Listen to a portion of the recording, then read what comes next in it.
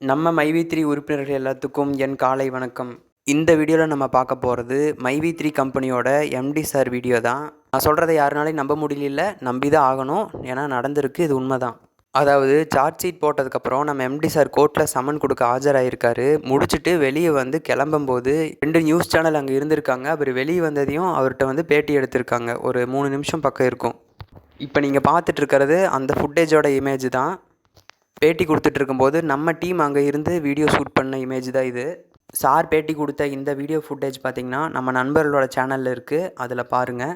நண்பர்களோட channel name என்னென்னு பார்த்தீங்கன்னா, ஃபஸ்ட்டு கார்த்திகேயன் அஃபீஷியல் அப்படின்ற சேனல், செகண்ட் ஒன் வி3 தோளாண்மைகள், third one moto master, fourth one Vettaikaran. இந்த 4 சேனல்லையுமே பார்த்திங்கன்னா ரெகுலராக நம்ம கம்பெனியோட அப்டேட்ஸ் கொடுத்துட்டு தான் இருக்காங்க. நம்ம சேனலில் வீடியோ பார்த்துட்ருக்க எல்லாருமே இந்த 4 சேனலையும் கண்டிப்பாக சப்ஸ்கிரைப் பண்ணிங்க, ஃபாலோ பண்ணுங்கள். இதை தொடர்ந்து மும்பை தமிழச்சி அண்டு சக்தி அஃபீஷியல் இந்த 2 சேனலும் கம்பெனி ரிலேட்டடாக அப்டேட்ஸ் கொடுத்துட்டு தான் இருக்காங்க. கண்டிப்பாக எல்லாருமே சப்ஸ்கிரைப் பண்ணி ஃபாலோ பண்ணுங்கள்.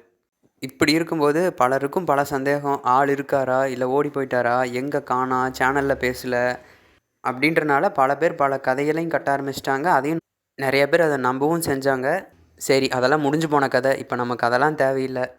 எதெல்லாம் உண்மை அப்படின்றது போக போக இனி எல்லாத்துக்கும் தெரியும். வெயிட் பண்ணி பார்க்கலாம் என்ன அப்படின்றத. யாரெல்லாம் கம்பெனி ஏமாத்திருச்சு, எம்டி சார் ஓடி போயிட்டாரு, இந்த மாதிரியெல்லாம் தவறாக நினச்சிட்டு இருந்தீங்களோ அவங்களுக்கெல்லாம் இந்த பார்த்துட்டு இருக்கக்கூடிய ஒரு ஃபுட்டேஜ் பதிலடியாக இருக்கும் அப்படின்னு நான் நினைக்கிறேன்.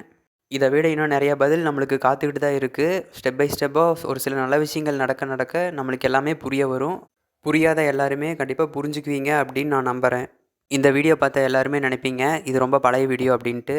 பழைய வீடியோலாம் கிடையாதுங்க. இப்போ ஃபஸ்ட்டு ஹியரிங் முடிஞ்சு வெளியே வந்ததையுமே 2 நியூஸ் சேனல் அவர் பேட்டி கொடுத்துருந்தாரு. இது எந்த இடம் அப்படின்னு பார்த்தீங்கன்னா, கோயம்புத்தூர் டான்பிட் கோர்ட்டுக்கு வெளியில் தான் அவர் பேட்டி கொடுக்கும்போது நம்ம நண்பர்கள் எடுத்த வீடியோ தான். சார் பார்த்திங்கன்னா ஒரு 3 நிமிஷம் வரைக்கும் பேட்டி கொடுத்துருக்காரு. ஆனால் என்ன பேசினார் அப்படின்றது நமக்கு தெரியல. என்ன பேசியிருந்தாலும் கண்டிப்பாக நல்ல விஷயமாக தான் இருக்கும். எப்போ வந்தாலும் நியூஸில் போடுவாங்க, நம்ம பார்த்து தெரிஞ்சுக்கலாம்.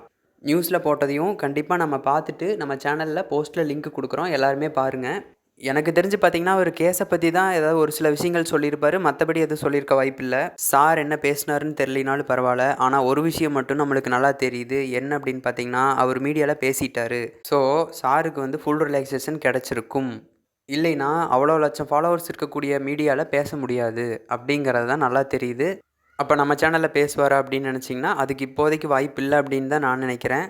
இப்போதைக்கு அவர் பேசாமல் இருக்கிறதே நல்லது. எல்லா ப்ராப்ளத்தையும் முடிச்சுட்டு அதுக்கப்புறம் ஃப்ரெஷ்ஷாக பேசட்டும். எல்லா டீட்டெயிலும் நம்மளுக்கு சொல்லுவார். அது வரைக்கும் நம்ம வெயிட் பண்ணலாம். சாட்சியங்களை கலைச்சிருவார் அப்படிங்கிற ஒரு காரணத்தினால தான் பேசுறதுக்கு பர்மிஷன் கிடைக்கல. இப்போ சார்ஜ் ஷீட் போட்டுட்டனால ஒரு வேளை கொடுத்துருக்கலாம் அப்படிங்கிறத நான் சொல்ல வர்றேன். நேற்று ஹியரிங் பார்த்திங்கன்னா ஜட்ஜ் ஐயா செந்தில்குமார் அவர்களோட பெஞ்சில் வந்துச்சு. அப்போ அங்கே என்ன சொல்லப்பட்டுச்சு அப்படின்னா, தாக்கல் பண்ண குற்றப்பத்திரிகையோட பக்க எண்ணிக்கை 94,000 பேஜஸ் வருது அப்படிங்கிறத சொல்லியிருக்காங்க. அதில் 84,000 பக்கங்கள் பென்ட்ரைவ்லையும் மீதி இருக்கிற 9,000 சில்லற பக்கங்கள் கையில் பேப்பராக டாக்குமெண்ட்டாக கொடுத்துருக்கிறதாவும் சொல்லியிருக்காங்க. இந்த குற்றப்பத்திரிகை எல்லாமே வரக்கூடிய ஜூன் 29ஆம் தேதி அன்னைக்கு கம்பெனி சைட்லேருந்து ஆஜரான 30-35 பேர் இருக்காங்கள்ல, அவங்க எல்லாத்துக்கிட்டையுமே இந்த குற்றப்பத்திரிக்கையோட ஆவணங்கள் எல்லாத்தையுமே கொடுப்பாங்க. 29ஆம் தேதி என்ன நடக்குதுன்னு வெயிட் பண்ணி பார்க்கலாம். உடனடியாக ட்ரையல் ஆரம்பிச்சிடாது. ஒரு 4வது ஹியரிங்கு மேலே தான் ட்ரையல் ஸ்டார்ட் ஆகும். நம்ம வீடியோ பார்த்து யாருக்கெல்லாம் யூஸ்ஃபுல்லாக இருந்துச்சோ அவங்களாம் கமெண்ட் செக்ஷனில் உங்கள் கருத்து என்னன்றதை பதிவு பண்ணுங்கள். அடுத்து நம்ம கம்பெனியோட கேஸ் அப்டேட் என்னன்றதை நம்ம சேனலில் சொல்கிறோம். சேனலை சப்ஸ்கிரைப் பண்ணி வச்சுக்கோங்க. அப்ளைனில் இருக்கவங்க எல்லாத்துக்குமே நம்ம வீடியோவை ஷேர் பண்ணுங்கள். மேலும் ஒரு நல்ல தகவலுடன் நான் உங்களை சந்திக்கிறேன். நன்றி, வணக்கம்.